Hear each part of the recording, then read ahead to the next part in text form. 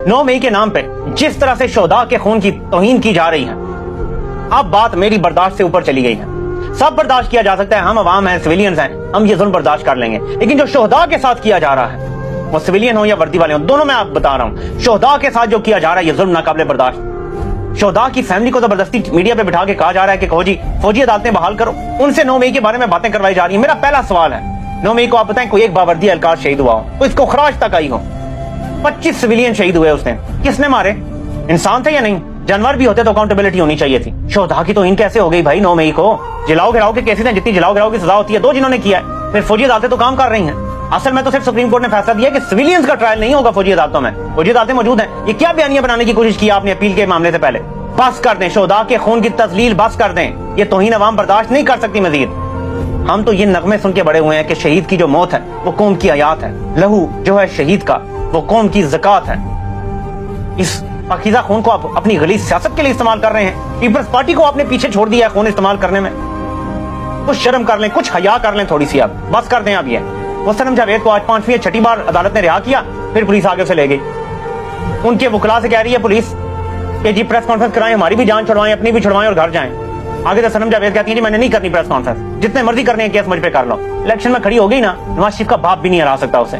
ये औकात है आपकी। सुबह सर्वे इंशाल्लाह डालूंगा जो मैंने रखा हुआ है, पता चलेगा आपको कि इस टाइम पाकिस्तान में एक बंदे के अलावा जो दूसरा सबसे ज्यादा काबिल नफरत शख्स है वो नवाज शरीफ है। वो एक बंदा कौन है वो तो मैंने आपको बता दिया है। वो शहीदों के खून का सौदा कर रहा है, शहीदों के खून का इस्तेमाल कर रहा है, शहीदों के नाम पे कौम को तकसीम कर रहा है। मीडिया चैनल के अंदर जो इंतखाब हुआ है 12 बजे तक कोई नतीजा नहीं, और ये बिल्कुल ट्रेलर समझ लें आप आम इंतखाबात का। 8 फरवरी को भी यही होना है। अजीन आपके लिए सिंपल काम है, वोट डाल के घरों को मत भाग जाइएगा।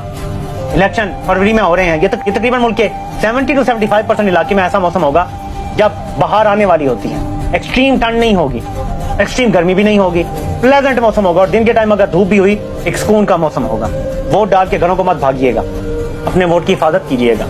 रात 12 बजे 2 बजे 4 बज जाए, आपने नतीजा लिए बगैर नहीं जाना। हर पोलिंग स्टेशन जहां आपने डाला है ना वहीं पे खड़े हो जाएं। जितने नौजवान जितने तगड़े लोग वहां खड़े होंगे ना, उतना इनके लिए नामुमकिन हो जाएगा धांधली करना। आपने अपनी आजादी छीननी है, ये वोट नहीं है, ये आपकी आजादी की कुंजी है। ये अब अबीलों की चोंच में वो कंकर है जो बड़े बड़े हाथियों को रेजा रेजा कर देगा। अपनी ताकत को आपने पहचान के उस दिन बाहर भी निकलना है और अपने वोट की हिफाजत भी करनी है। तहरीक इंसाफ पूरे मुल्क की हर सीट पे कैंडिडेट खड़े करेगी। ये पहली बार ऐसा होगा कि कोई सियासी जमात 100% सीटों पे कैंडिडेट खड़े करेगी। इसके बाद बाकी काम इमरान खान का नहीं बल्कि अवाम का रह जाएगा। वो अपने हिस्से का काम कर चुका है, अब वो जेल में है, अब बाकी काम अवाम का है। क्या वो अपनी आजादी को अहमियत देते हैं? क्या वो खुददारी को अहमियत देते हैं? क्या कौमी गैरत को वो अहमियत देते हैं? क्या माँ बहनों की जो इस्तें उछाली गई हैं उनको वो हैसियत देते हैं? क्या अरशद शरीफ की शहादत का बदला वो लेना चाहते हैं?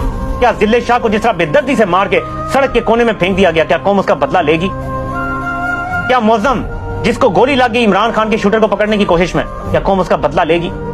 कौम के लीडर इमरान खान को गोलियां मारी गई, फिर उसके बाद जुडिशियल कम्प्लेक्स में कत्ल करने की कोशिश की गई, फिर गिरबान से पकड़ के घसीटा गया, क्या कौम इसका बदला लेगी?